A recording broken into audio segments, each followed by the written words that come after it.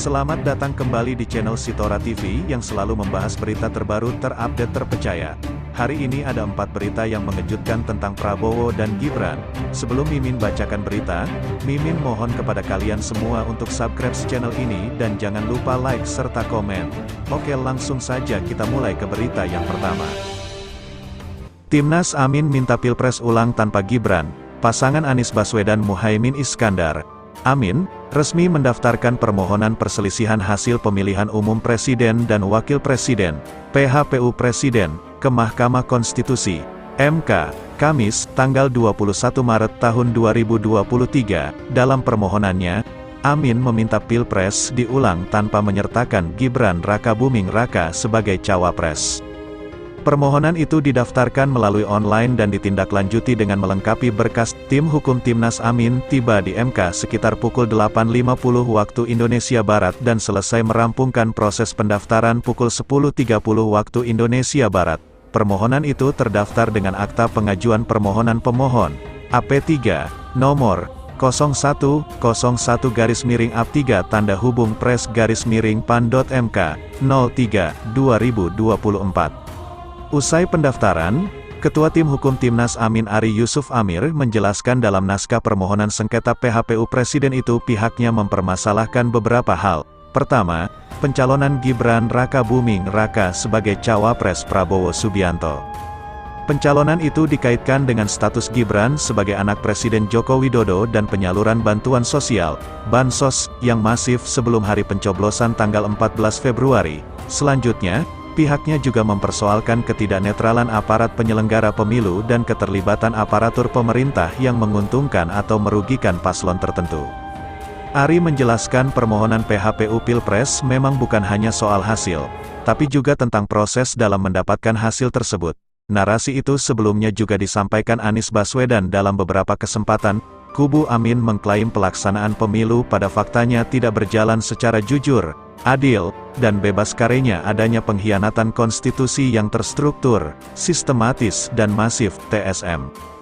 Tim hukum berharap sengketa PHPU tersebut melahirkan keputusan pemungutan suara ulang, PSU, tanpa menyertakan Gibran, calon wakilnya, Prabowo diganti. Red, dengan siapa saja diganti silakan, kata Ari. Pihaknya optimistis MK akan menangani sengketa itu sesuai ketentuan yang berlaku. Menurut Ari, MK adalah forum resmi untuk Timnas Amin mengupayakan keadilan atas hasil pemilu 2024. Ari menambahkan, total berkas permohonan hampir mencapai 100 halaman. Pihaknya juga menyertakan bukti-bukti yang menguatkan dalil permohonan. Dia berharap Hakim MK akan terbuka hatinya saat melihat fakta-fakta yang dirangkum dalam naskah permohonan. Insya Allah kami optimistis dengan hakim-hakim yang ada di Mahkamah Konstitusi, ujarnya. Sebelumnya, saat melepas tim hukum berangkat ke MK, Anies menyatakan bahwa proses dan hasil sama-sama penting. Dia menegaskan bahwa proses yang benar akan memberikan hasil yang benar. Begitupun sebaliknya, proses yang bermasalah akan berujung pada hasil yang bermasalah juga. Kami ingin agar itu semua dikoreksi, supaya kejadian seperti ini tidak berulang lagi, paparnya. Terkait dengan sikap Timnas Amin yang berbeda dengan Partai Nasdem, Anies menegaskan bahwa partai politik memiliki hak konstitusional, karena itu sikap Nasdem harus dihormati dan dihargai. Dia menegaskan, pihaknya tetap sejalan dengan Nasdem dalam mengusung gagasan perubahan untuk demokrasi yang lebih baik. Kita juga menghormati langkah yang diambil oleh semua partai lain, terangnya. Pasangan calon nomor 3 Ganjar Pranowo, Mahfud MD terus melakukan persiapan untuk mengajukan gugatan ke MK. Tim Ganjar Mahfud sudah bersepakat kalaulah semuanya ini harus diluruskan agar demokrasi bisa berjalan dengan baik, maka benteng terakhirnya adalah Mahkamah Konstitusi, terang Ganjar dalam konferensi pers di Posko Gama, Jalan Toku Umar, Jakarta Pusat, kemarin.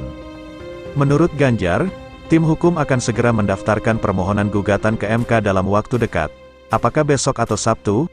Untuk segera kami menyampaikan seluruh yang ada untuk menjadi pertimbangan Hakim Konstitusi nantinya, papar Ganjar. Mantan Gubernur Jawa Tengah itu menyatakan, saat ini adalah momentum yang tepat bagi Hakim MK untuk menunjukkan kredibilitasnya, setelah ada putusan Majelis Kehormatan MK, yang menjatuhkan sanksi pemecatan Anwar Usman dari jabatan Ketua MK. Maka, Ganjar mengajak untuk mengembalikan kredibilitas demokrasi sehingga menjadi jauh lebih baik. Untuk itu, pihaknya akan segera mendaftarkan gugatan ke MK. Dia berharap MK bisa membuka tabir di balik kecurangan pemilu, dan bisa mengadili perkara itu dengan baik, dan bisa mengembalikan marwah demokrasi kita agar sesuai dengan harapan dan aturan, terangnya. Terkait materi gugatan, barang bukti dan saksi yang akan dihadirkan ke sidang, Ganjar mengatakan, tim hukum sudah menyiapkan semuanya. Salah satunya yang akan dipersoalkan adalah data sistem informasi rekapitulasi, Sirekap, yang bermasalah. Banyak data janggal yang ditampilkan dalam Sirekap KPU, mudah-mudahan nanti akan ada pakar yang disiapkan oleh tim untuk bisa membongkar cerita itu, sehingga bisa membuka mata masyarakat, beber mantan anggota DPR RI itu. Mahfud MD mengatakan, pihaknya menyerahkan sepenuhnya ke MK terkait mekanisme sidang nanti. Yang pasti, menurut pengalamannya sebagai mantan ketua MK, lembaga yudikatif itu bukan lagi sebagai mahkamah kalkulator. Menurutnya, istilah terstruktur, sistematis, dan masif, TMS, sampai sekarang masuk dalam aturan hukum yang ada. Sebelum itu tidak ada. Artinya MK itu bukan sekedar mahkamah kalkulator, tinggal nanti kreativitas hakim MK, jelasnya dalam konferensi pers kemarin. Sebenarnya, setelah reformasi, demokrasi dan hukum di Indonesia berjalan cukup bagus, khususnya dari sudut institusionalisasi. Namun, setelah pemilu 2024, semua berubah. Bahkan, para pakar dan pelaku politik senior menilai bahwa pemilu 2024 merupakan pemilu yang paling brutal. Mahfud mengatakan, sebelumnya tidak pernah ada pemilu seperti sekarang ini, yang mana para aparat dan pejabat tertinggi turun untuk memenangkan pemilu. Apalagi ada ancaman-ancaman ya, politik gentong babi, politik-politik kera putih dan sebagainya. Sehingga ini dianggap pemilu paling brutal, tegasnya. Oleh sebab itu, pihaknya ingin mewariskan kepada generasi yang akan datang dan mengajak mereka untuk tidak merusak demokrasi dan hukum. Kalau demokrasi dan hukum dirusak sekarang, maka nanti akan terjadi lagi kerusakan di masa mendatang. Mahfud menegaskan, gugatan yang akan diajukan ke MK bukan mencari menang, tapi beyond election masa depan, bukan sekadar untuk pemilu hari ini, tapi masa depan ratusan tahun yang akan datang, dan itu harus diungkap di sebuah teater hukum, yang bernama Mahkamah Konstitusi, kami yang akan mengungkap. Demi masa depan, bukan kami. Jelas Mahfud. Mahfud menegaskan, pihaknya akan menerima apapun hasilnya nanti, yang penting, timnya sudah menempuh mekanisme hukum yang ada sampai titik akhir, agar rakyat dan bangsa Indonesia di masa depan, generasi muda seperti saudara ini ikut menjaga Indonesia, yang harus dibangun sebagai negara demokrasi yang berkeadaban, berkeadilan, dan juga berhukum dengan benar, jelasnya.